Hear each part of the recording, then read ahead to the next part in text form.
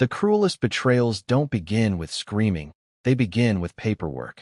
The soft hum of the scanner echoed through the dark marble office at exactly 11:42 p.m. Nathaniel Hayes loosened his silk tie and watched page after page slide through the machine with a satisfied smile spreading slowly across his face.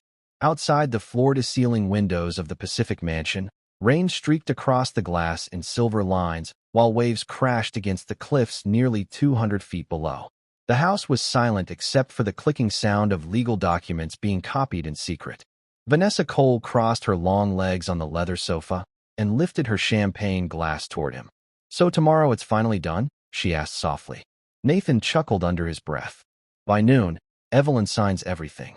By next week, the house transfers into your trust."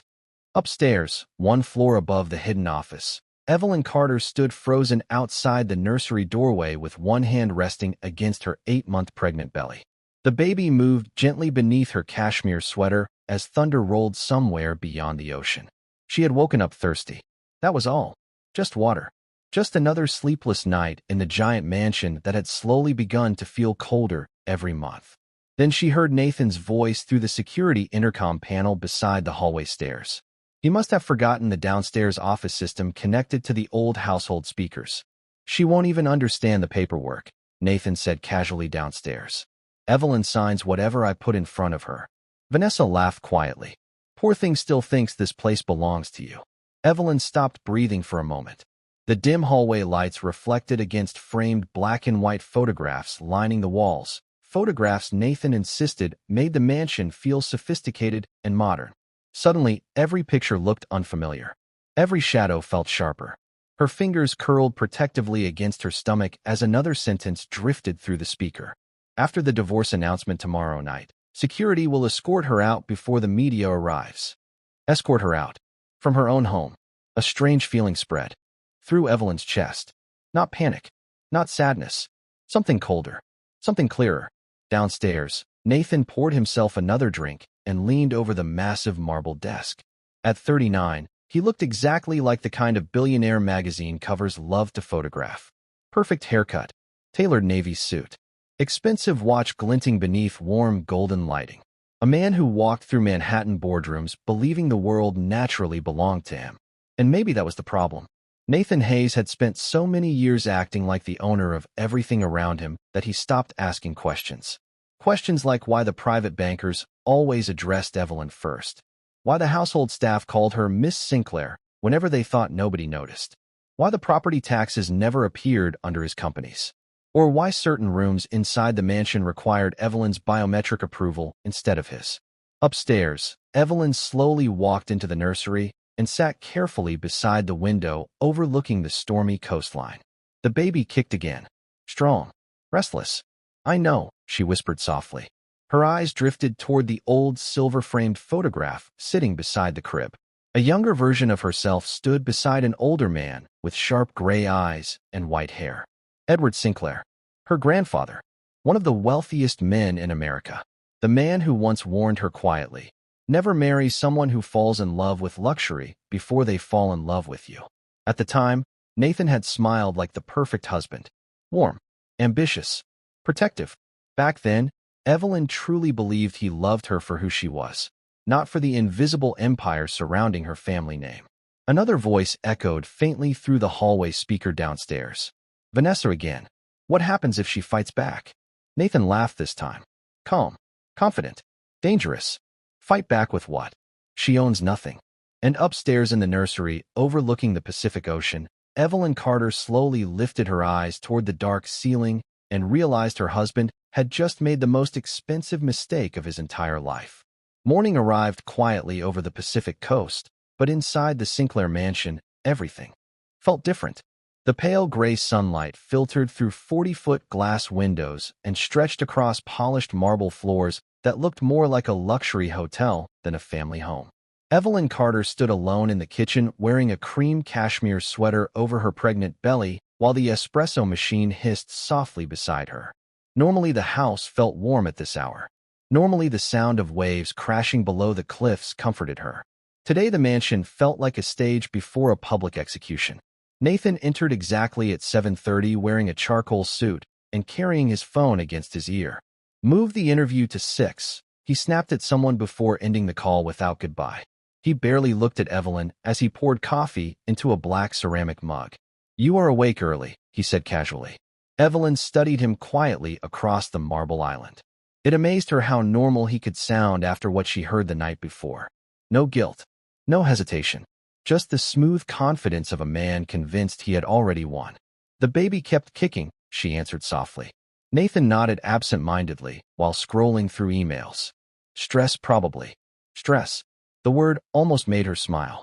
Upstairs in the nursery, she had cried for exactly 3 minutes after hearing his plan through the security intercom. Then something inside her changed. Not dramatically, not loudly, like ice forming slowly over deep water. Evelyn picked up her tea carefully and watched Nathan from the corner of her eye. 5 years ago, she would have defended him to anyone.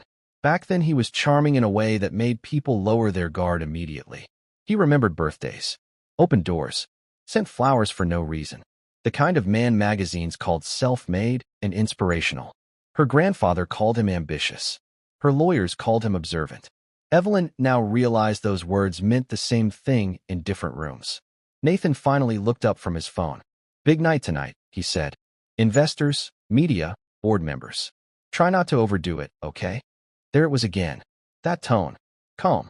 Patronizing. Like she was fragile decoration instead of his wife. Evelyn lowered her eyes to her teacup. Of course. Nathan relaxed instantly. That was what he liked most about her. Compliance. Softness. Silence. He reached for a folder resting beside the kitchen counter and slid it toward her with practiced ease. Actually, there is something I need signed before tonight. Evelyn stared at the papers without touching them. Transfer forms. Property restructuring. Temporary trust adjustments. The language was intentionally dense, filled with legal wording most people would skim past. Nathan smiled patiently. Just temporary liability protection while we restructure assets for the new development project. Evelyn looked up slowly. And Vanessa Cole is involved in the restructuring? Nathan froze for less than a second. But she saw it. The tiny flicker behind his eyes. Vanessa handles several divisions now, he answered carefully. This is business, Evelyn. Do not start imagining things. Imagining things. The same phrase he used every time she questioned late-night meetings or unexplained bank transfers or why Vanessa suddenly appeared beside him at every public event. Nathan reached across the counter and gently touched her wrist. To anyone watching, it would have looked caring, loving even. You trust me, do not you? Evelyn stared at his hand resting lightly against hers. The wedding ring on his finger reflected the cold morning sunlight. Once, that ring meant safety to her. Now it looked like a signature on a contract she no longer recognized. Before she could answer, footsteps echoed through the hallway. Eleanor, the elderly house manager, entered carrying fresh lilies for the dining room. The woman paused briefly when she saw Evelyn and lowered her head respectfully. Good morning, Miss Sinclair. Nathan barely noticed the words, but Evelyn did, and so did Eleanor. A strange silence filled the kitchen for one long second before Nathan picked up his coffee again. Tonight changes everything, he said calmly. He had no idea how right he was. By 4 o'clock that afternoon, the mansion no longer felt like a home. It felt like a machine preparing for a performance. Staff members moved quickly through the enormous glass hallways carrying flower arrangements, crystal trays, and silver champagne buckets while soft piano music drifted through hidden ceiling speakers. Outside, black luxury vehicles rolled through the front gates one after another as media crews prepared for the evening gala. Evelyn stood alone on the second-floor balcony overlooking the main ballroom below. Her pale blue maternity dress flowed softly around her as one hand rested against the curve of her stomach. From above, she watched strangers transform her grandfather's house into Nathan's stage. You should be resting. The voice came quietly from behind her. Evelyn turned and saw Eleanor standing in the doorway holding a small velvet box. The older woman's silver hair was pinned neatly behind her ears as always, but her expression carried something different today. Concern. Eleanor stepped closer and lowered her voice. Your grandfather once told me there would come a day when this house would test your heart. Evelyn looked down toward the ballroom again. I think that day is here. Eleanor carefully opened the velvet box. Inside rested an elegant diamond key pin shaped like a tiny silver crest. The Sinclair family crest. Evelyn had not seen it in years. He wanted you to have this when you were ready, Eleanor whispered.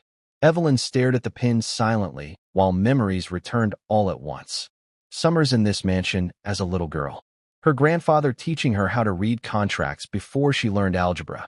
His deep voice repeating the same lesson over and over. Real power stays quiet until it absolutely must speak. Downstairs, laughter suddenly echoed through the ballroom. Evelyn looked over the balcony and immediately spotted Vanessa Cole entering the party in a shimmering white gown with Nathan beside her. White. Not cream. Not silver. White. The color guests traditionally avoided around a married man's wife. Vanessa knew exactly what message she was sending. Nathan leaned close to whisper something in her ear, and both of them laughed softly together. Cameras flashed instantly. Investors and executives surrounded them like satellites orbiting the brightest stars in the room. Evelyn felt the baby move again beneath her ribs. Slower this time. Heavier. She inhaled carefully and placed one hand against the balcony rail. Miss Sinclair. Eleanor's voice pulled her back gently. There is someone downstairs asking for you privately. Evelyn frowned slightly. Who? Eleanor hesitated for 1 second. Margaret Whitmore. The name landed like a quiet thunderclap. Margaret Whitmore was not just any attorney. She was the attorney. The woman who managed the Sinclair Family Trust for nearly 20 years.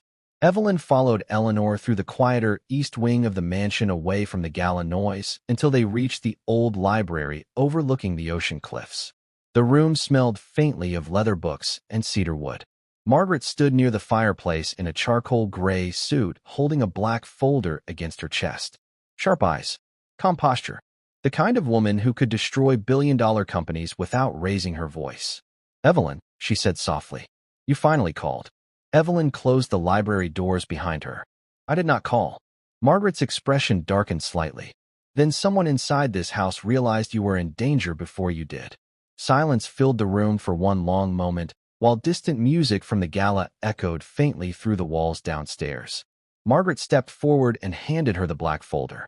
Before tonight goes any further, she said carefully, you need to understand exactly what Nathan Hayes has been trying to steal. Evelyn slowly opened the folder. Inside rested property records, trust agreements, ownership maps, and one document stamped with the official Sinclair seal. Her eyes moved across the page once, then twice, and suddenly the reason Nathan never appeared on the property deeds became horrifyingly clear. The mansion was not simply expensive. It was untouchable, protected under a permanent generational trust established in Evelyn's name on her 12th birthday. Nathan could live there, benefit from it, pretend to control it. But legally, he had never owned even 1 square inch. The music downstairs grew louder as the gala officially began, but inside the old library overlooking the ocean, the silence felt heavier than stone. Evelyn sat slowly beside the fireplace with the black folder resting open across her lap, while rain tapped softly against the tall windows behind her. Her hands trembled once before becoming perfectly still. Margaret Whitmore remained standing nearby, watching carefully the way experienced attorneys watched people moments before their entire understanding of reality shifted forever. Nathan filed transfer requests 3 weeks ago, Margaret said calmly. At first we assumed it was a clerical error. Evelyn looked up sharply. Transfer requests for what? Margaret reached into the folder and slid another document across the table. For the property. The investment accounts attached to the estate. The coastal holdings.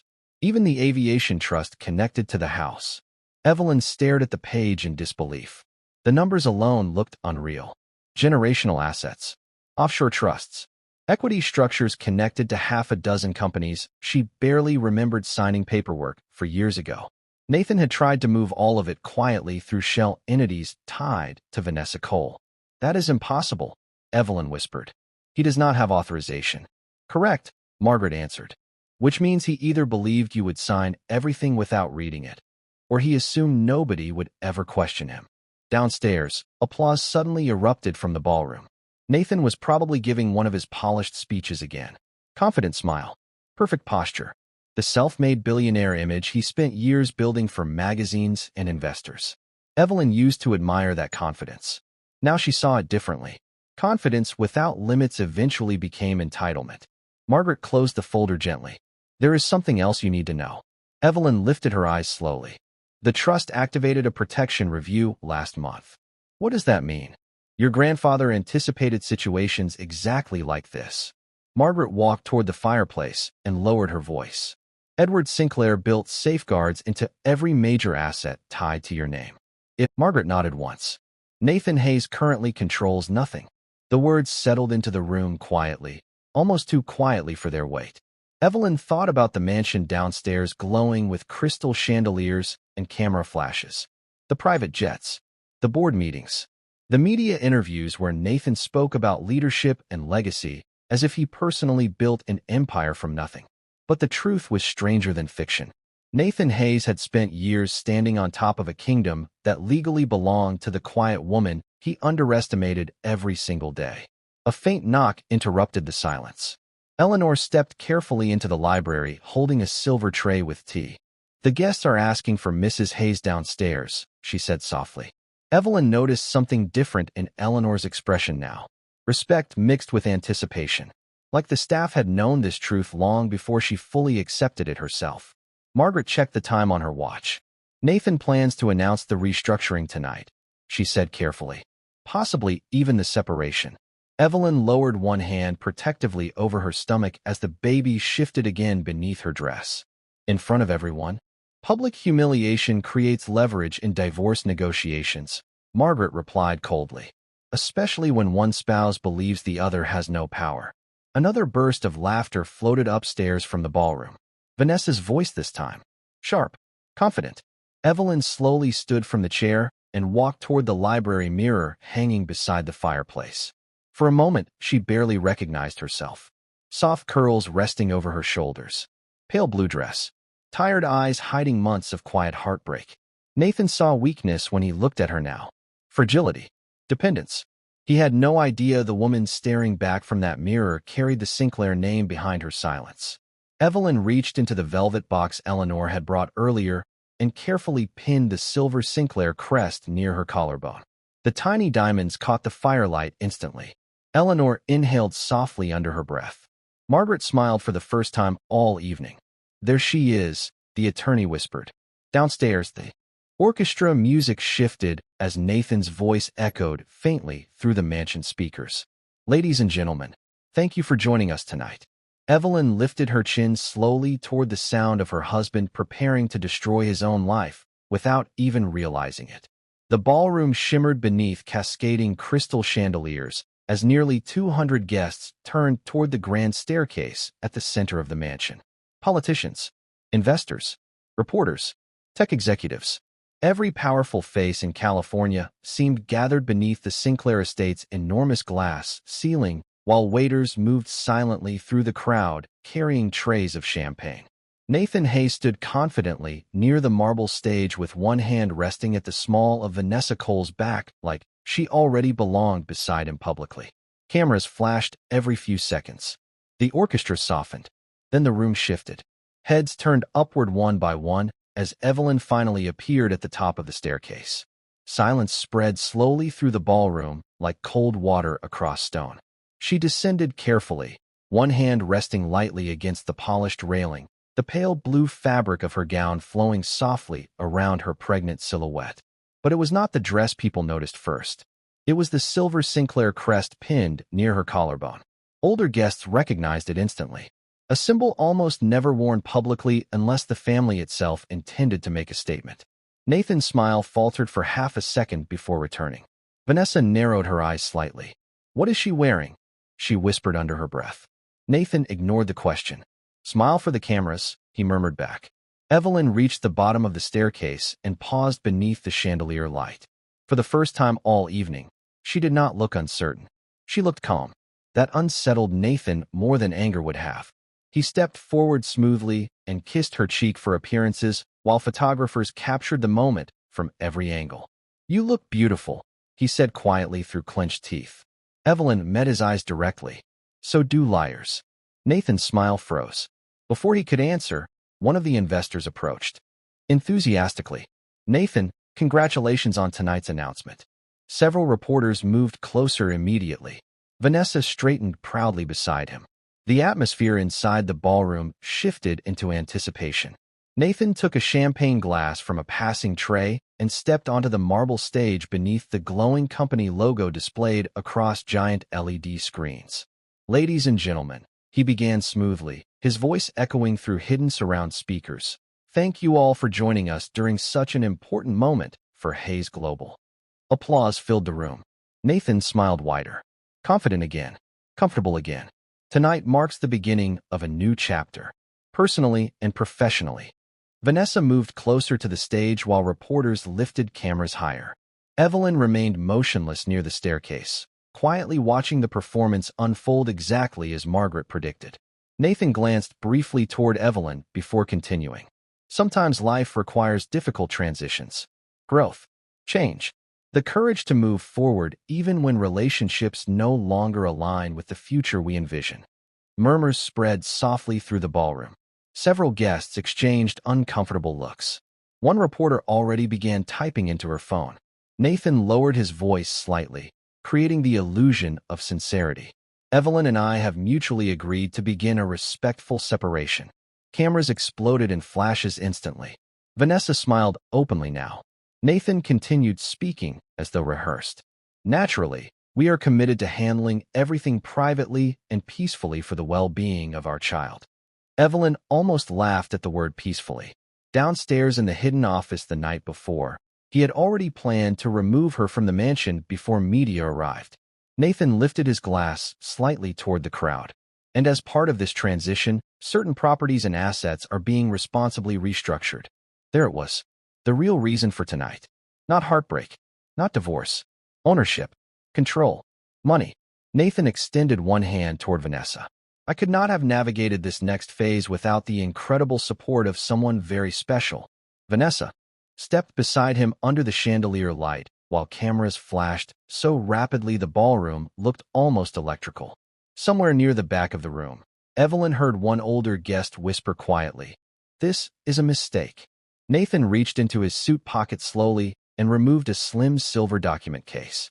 "Tonight," he announced proudly, "we finalize a transfer that secures the future of this estate and the legacy attached to it." Evelyn's eyes narrowed slightly. Across the ballroom, Margaret Whitmore stepped silently beside the audiovisual control panel near the west wall. Nathan opened the document case with complete confidence. "After tonight," he said calmly, "this house finally belongs where it should." And for the second time in less than 24 hours, Nathan Hayes unknowingly spoke the sentence that would destroy him. The ballroom remained perfectly silent for one suspended second after Nathan's final words echoed beneath the chandeliers. Crystal glasses hovered halfway to lips. Reporters leaned forward. Vanessa smiled confidently beside the stage, already imagining herself walking through the mansion as its new queen. Then the giant LED screens behind Nathan flickered once. The Hayes Global logo disappeared. Nathan frowned slightly and turned toward the screens just as a black title card appeared across all three displays in sharp silver lettering. "Property ownership verification initiated." Confused murmurs spread instantly through the ballroom. Nathan forced a small laugh and reached toward the microphone again. "Looks like we are having a minor technical issue." But before he could continue, another document appeared across the massive screens. Official trust records. Legal seals. Sinclair family signatures. Dates reaching back over 20 years. Vanessa's smile slowly faded. Nathan stared upward, blinking once as if his mind could not process what he was seeing. Across the ballroom, Margaret Whitmore calmly stepped away from the audiovisual control panel with her hands folded neatly in front of her. "What is this?" Nathan snapped sharply toward the technicians. Nobody answered him. The room had already shifted. Wealthy investors who once hung on. Nathan's every word were now whispering among themselves while reporters raised cameras higher. One elderly board member removed his glasses completely and stepped closer to the screens. Evelyn remained near the staircase, perfectly still beneath the chandelier light, while her pale blue gown shimmered softly against the marble floors. For the first time all evening, people were not looking at Nathan. They were looking at her. Another document filled the screens. Beneficiary, Evelyn Sinclair Carter. Primary owner, Sinclair Coastal Trust. Authorized occupancy, Nathan Hayes. Vanessa turned toward Nathan in visible confusion. "What does authorized occupancy mean?" Nathan grabbed the microphone tighter. Turn those screens off immediately. But the system ignored him. Because for the first time in years, Nathan Hayes was attempting to control something that did not belong to him. Margaret stepped calmly into the center of the ballroom. Her voice was not loud, but the silence around her made every word feel sharp as glass. Ladies and gentlemen, I am Margaret Whitmore, senior counsel for the Sinclair Trust. The atmosphere changed instantly. Even people who had never met her recognized the name. Old money. Untouchable legal power. Margaret continued without hesitation. Tonight, Mr. Hayes intended to announce the transfer of assets he falsely believed he controlled. Nathan stepped off the stage quickly. This is inappropriate. We will discuss this privately. No, Margaret answered coldly. You attempted to restructure trust property through fraudulent authorization requests tied to Miss Cole. Vanessa's face drained of color. Fraudulent? She whispered. Nathan looked toward Evelyn for the first time with something dangerously close to panic behind his eyes. Evelyn, he said sharply, forcing a smile again. Tell them this is a misunderstanding. Evelyn finally moved. Slowly, calmly, she walked toward the center of the ballroom while hundreds of eyes followed every step. The baby shifted gently beneath her gown as camera flashes exploded across the room like lightning. Nathan lowered his voice when she reached him. Stop this now. Evelyn looked up at him quietly. You tried to remove me from my own house. I was protecting our future. No, she answered softly. You were protecting your ego. The ballroom became so silent that even the rain against the windows could be heard again. Margaret lifted one final document toward the screens. Property control status. Full authority reverted to Evelyn Sinclair Carter effective immediately. Nathan's face went pale. That is impossible. Margaret met his eyes evenly. Your access privileges were revoked 23 minutes ago. Then came the sentence that shattered whatever remained of Nathan Hayes' public image. Mr. Hayes, Margaret said calmly, you are no longer authorized to remain on Sinclair property without permission from the legal owner. Across the ballroom, two private security officers began walking slowly toward the stage. The sound of the ocean outside suddenly felt louder than the ballroom itself. Rain hammered softly against the towering glass walls while two security officers in black suits stopped a few feet from Nathan Hayes and waited silently for instructions. Nobody in the room moved. Nobody even reached for another drink. The atmosphere had transformed completely. 30 minutes earlier, Nathan stood beneath the chandeliers like a king announcing a new era. Now cameras captured every crack forming across his face in real time. Vanessa stepped backward first. Small movement. Barely noticeable, but Evelyn saw it immediately. Fear changes people faster than truth ever does. Nathan, Vanessa whispered sharply under her breath, fix this. Nathan ignored her completely. His attention remained locked on Evelyn with a mixture of disbelief and fury he could no longer hide behind polished speeches. You planned this? He asked quietly. Evelyn tilted her head slightly. No, you planned this. The words landed harder than shouting ever could. Around them, investors exchanged tense looks while several board members quietly moved away from the stage altogether. Nobody wanted to stand too close to a collapsing empire. Nathan stepped closer to Evelyn, lowering his voice. Do not do this publicly. Publicly, Evelyn repeated softly. You announced our divorce in front of 200 people. Nathan's jaw tightened. You are emotional right now. That sentence changed everything. Not because it hurt, because it finally sounded small. Predictable. Weak. Evelyn looked at him carefully, as if seeing the real man for the first time. Every excuse, every manipulation, every moment he convinced her that silence was maturity and obedience was love. Behind Nathan, the LED screens continued displaying Sinclair Trust documents in cold white lettering while reporters whispered frantically into phones. Social media alerts were already exploding across the country. Billionaire CEO removed from wife's estate. Secret heiress revealed during live gala. Vanessa suddenly grabbed Nathan's arm. Tell them I had nothing to do with this. Margaret Whitmore answered before Nathan could speak. Miss Cole, the transfer requests include your financial entities directly. Vanessa's face lost what little color remained. I did not file anything. No, Margaret replied evenly. But you accepted benefits from attempted fraudulent restructuring. Vanessa stared at Nathan in horror now instead of admiration. The illusion was finally breaking. Not just for Evelyn. For everyone. Nathan looked around the ballroom desperately, searching for allies, but wealthy people had survival instincts sharper than loyalty. Executives who once praised him now avoided eye contact entirely. One investor quietly handed his champagne glass to a waiter and headed for the exit without a word. Another reporter stepped forward. "Mr. Hayes, were you aware the estate legally belonged to your wife the entire time?" Flash, flash, flash. Cameras burst like fireworks. Nathan snapped instantly. No comment. Evelyn almost smiled.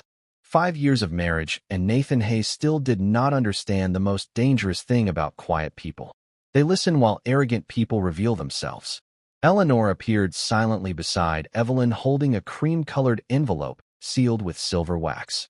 Evelyn recognized the Sinclair crest immediately. Her grandfather's handwriting stretched elegantly across the front. For Evelyn, only when you finally see him clearly. Her breath caught for half a second. Margaret nodded gently. Your grandfather left that instruction years ago. Evelyn opened the envelope slowly while the ballroom remained frozen around her. Inside rested a single handwritten letter. The paper smelled faintly of cedar and old books, just like her grandfather's private study. She read the first line silently and felt tears threaten briefly behind her eyes. Not from sadness. Recognition. Edward Sinclair had seen this ending long before she did. Nathan noticed the shift in her expression immediately. What is that? He demanded. Evelyn folded the letter carefully and lifted her eyes toward him. Come again. Stronger now. Proof that somebody loved me enough to protect me before I even realized I needed protection. One of the security officers finally stepped forward politely. Mr. Hayes, we need to escort you from the property. The entire ballroom held its breath waiting for Nathan's response. And for the first time in his adult life, Nathan Hayes stood in front of enormous glass windows overlooking the Pacific Ocean and realized power did not belong to the loudest person in the room. It belonged to the person holding the keys. The rain had stopped by the time Nathan Hayes finally walked toward the mansion entrance, surrounded by private security and flashing cameras. But the damage had already spread far beyond the glass walls of the estate. Phones vibrated nonstop throughout the ballroom as headlines exploded across financial news networks and social media feeds. Investors abandoning Hayes Global. Emergency board meeting expected overnight. Sinclair heiress exposes attempted asset takeover. Nathan moved faster once he realized reporters were now shouting questions instead of compliments. Did you attempt to steal your wife's property? Did your company misuse trust funds? Is Vanessa Cole involved financially? Flash after flash reflected against the wet marble entryway, while security opened the massive front doors. Vanessa hurried behind him in silence, her white gown dragging slightly across the polished floor as guests openly stared. Nobody was whispering anymore. The humiliation had become public entertainment. Nathan suddenly stopped near the entrance and turned back toward Evelyn one final time. For a moment, the ballroom grew quiet again. He looked different now, smaller somehow. The perfect billionaire image had cracked under pressure, revealing something desperate underneath. Evelyn, he said sharply, you are making a mistake. Evelyn stood near the staircase beneath the chandelier glow with one hand resting gently against her stomach while Margaret remained beside her. No, she answered calmly. I finally stopped making them. Nathan took another step toward her despite the security officers beside him. Everything I built was for us. Evelyn's eyes held steady. You built your future using my silence. The words hit harder than any public accusation.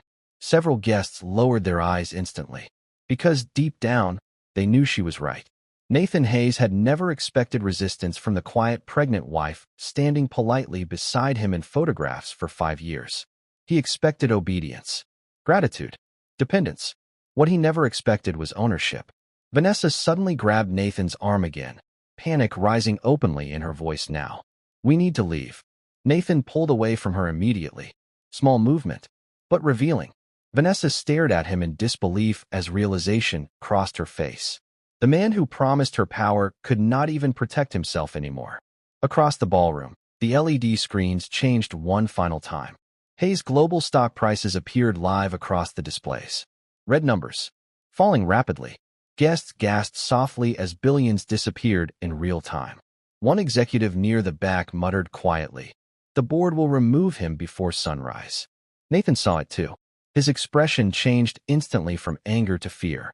Not fear of losing Evelyn. Fear of losing status. Money. Control. Margaret checked her phone calmly. The emergency suspension vote has already been filed. Nathan looked at her sharply. You coordinated this? No, Margaret answered evenly. Your actions did. The ballroom doors opened again as another man entered quietly through the storm-damp entrance wearing a dark overcoat. Older, silver-haired, distinguished. Several guests straightened immediately when they recognized him. Charles Sinclair, Evelyn's uncle and current chairman of the Sinclair Trust. Nathan's face lost all remaining color. Charles walked directly toward Evelyn without even acknowledging Nathan at first. Then he gently kissed Evelyn's forehead like family instead of business. Your grandfather would be proud of you tonight, he said softly. Evelyn's eyes watered briefly again. Charles finally turned toward Nathan. The silence that followed felt enormous. 5 years, Charles said quietly. 5 years living in our family's home while plotting against the woman who protected your reputation every single day. Nathan opened his mouth to respond, but Charles lifted one hand slightly. Do not insult us further by pretending this was love. Even the reporters stopped speaking after that. Nathan stood motionless while cameras captured every second of his collapse. Then Eleanor stepped forward holding a single black umbrella near the doorway. Not for Nathan. For Evelyn. Because the staff already understood something Nathan never did. Real power was never loud inside the Sinclair family. It was measured, controlled, permanent. Evelyn slowly turned away from Nathan and looked out through the towering glass windows toward the dark Pacific Ocean below the cliffs. Somewhere deep inside the mansion, a grandfather clock struck midnight. And in that exact moment, Nathan Hayes stopped being the man everyone envied and became the man nobody would trust again.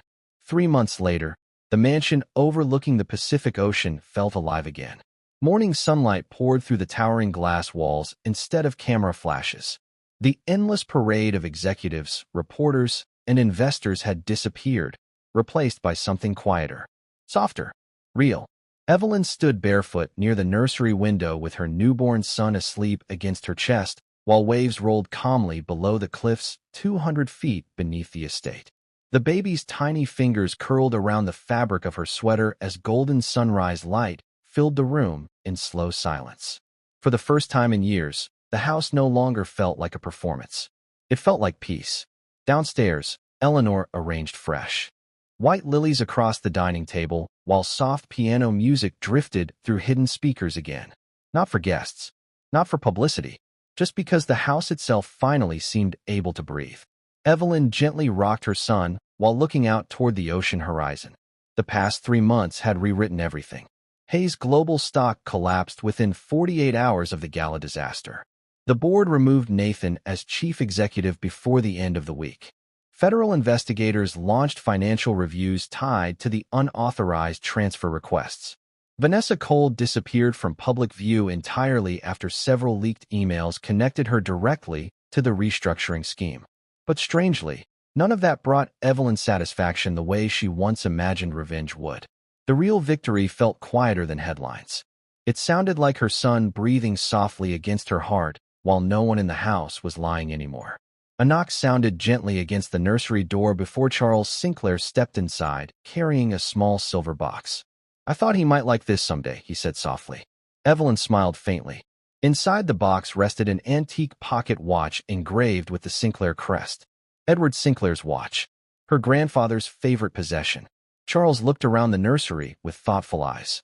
Your grandfather built this house believing families should feel safe here, he said quietly. You gave that meaning back to it. Evelyn looked down at her sleeping son.